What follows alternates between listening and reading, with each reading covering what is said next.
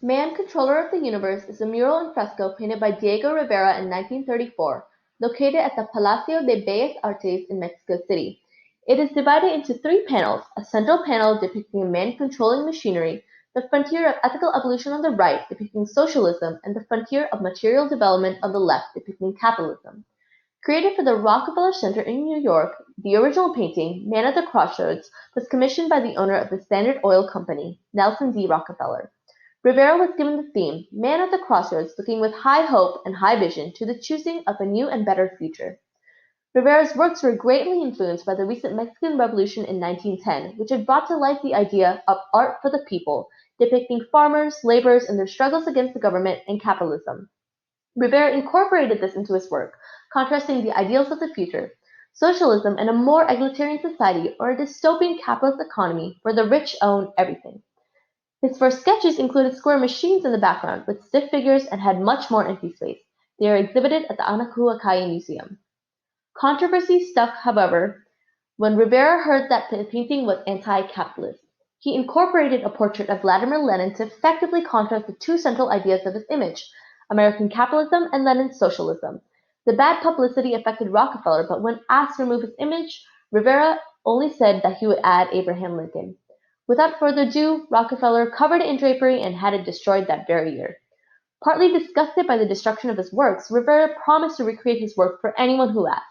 The final depiction of his artwork, Man, Controller of the Universe, was repainted in the Palacio de Bellas Artes in Mexico City. The style of the painting is consistent with the trend of art for the people. It is controversial in that it includes famous figures such as Lenin and Rockefeller and contrasts them with themes such as the Great Depression. After being inspired by Cézanne, Rivera began to make post-impressionist artwork using simple shapes and vivid colors. Rivera defines his style as human figures with precise outlines where they are made two-dimensional. Rivera portrays these images so that they take upon an instructional and melancholic tone. In this painting, Rivera uses the fresco technique, where watercolor is done rapidly on wet plaster on the ceiling or wall so that the frescoes penetrate the plaster and become fixed as it dries. Overall, the mural itself is unrhythmic and without repetition. The top left and right are well balanced, with an even number of figures on either side. The emphasis of the painting is the man controlling the machinery at the center. There is not much graduation in the drawing, as the colors vary quickly from light to dark. There is no harmony in this image, rather, the constant change in geometric and inorganic figures creates chaos. Nevertheless, the painting can be divided into 15 parts to provide a more detailed explanation. Parts 1 through 5 are part of Rivera's dystopian view on capitalism and is titled Frontier of Ethical Development. It reflects the innovative qualities of the human race and the advancement we as a race have made in technology. In Part 1, war is evident, and there are soldiers in gas masks, skies filled with planes and fire. There are tanks in the distance. Here, Rivera believes that capitalism is a destructive force filled with military unrest. Next, in Part 2, a sculpture of Zeus, the Greek god of lightning and thunder, is broken, symbolizing the replacement of superstition with the scientific mastery of the world.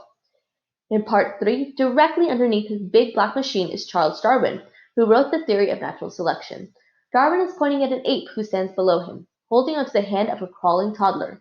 The baby may symbolize the transition from apes to humans through natural selection and show that humans were the quickest to adapt and the best suited to our environment.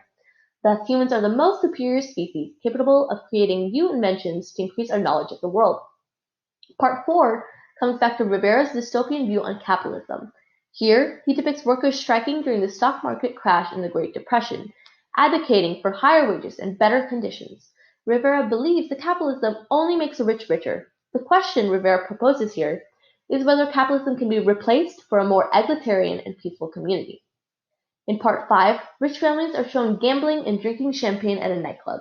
They are unaware of the riots and strikes around them and go about their life as if there is no disruption. This is representative of the elite class living unconcerned about the dilemmas of the poor.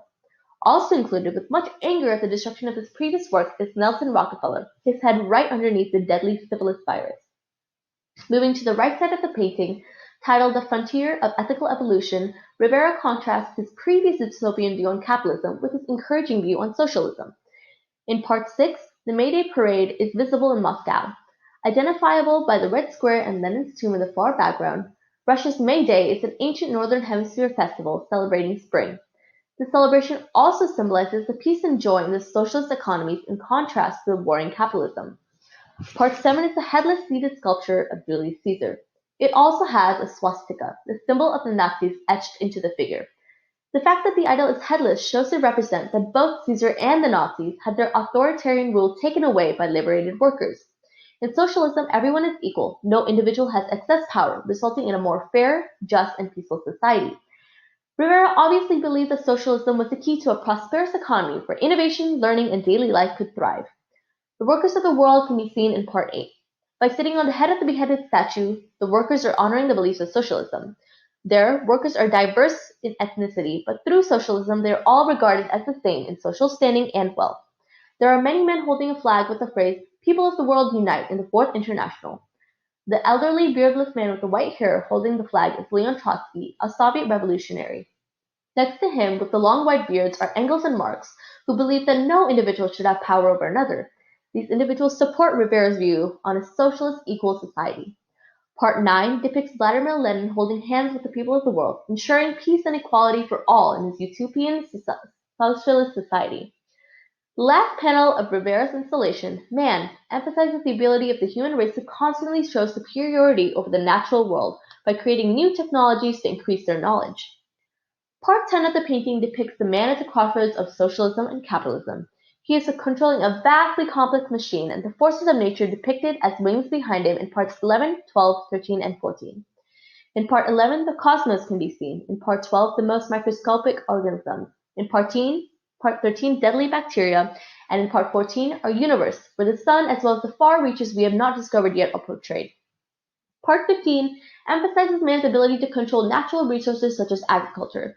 Here we can see various plants and roots visible in a cutout under the soil.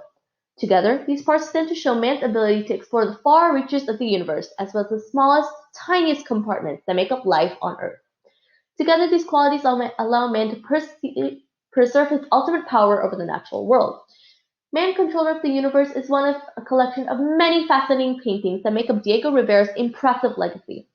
In the 1930s, Diego Rivera's work was used as the inspiration for Franklin Roosevelt's New Deal work program. Not only this, but many artists continue to use Rivera's post-impressionist art for the people style of artwork to deal with political and social issues of their time.